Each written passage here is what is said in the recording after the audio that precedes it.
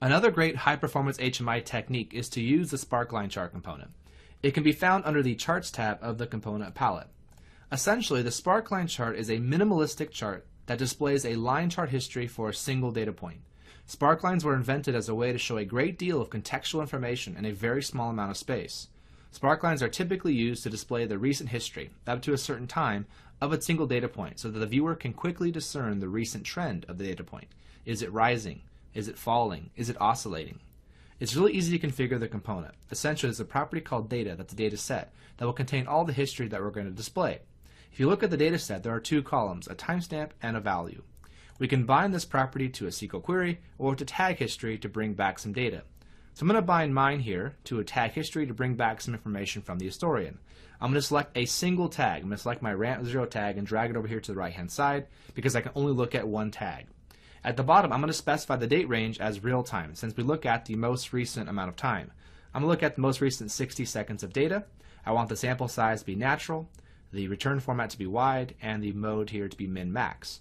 You typically want this binding to poll. So I'm going to set it to poll here every 30 seconds so it does update, but not really fast. It'll kind of go a little bit slower here. I'm going to go ahead and press OK. As soon as I do that, I will see the history of that tag here on the sparkline chart.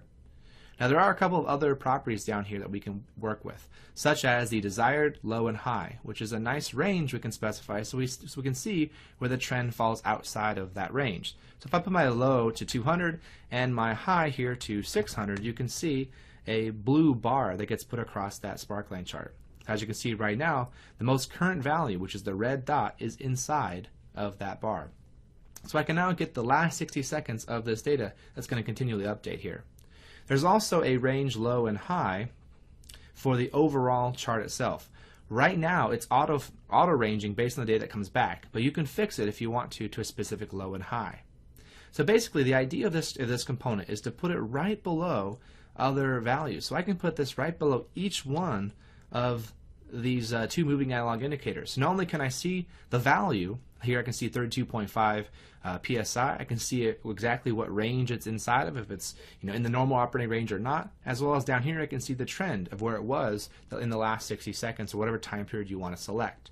So it's a great component to work with, especially when designing these high performance HMI screens.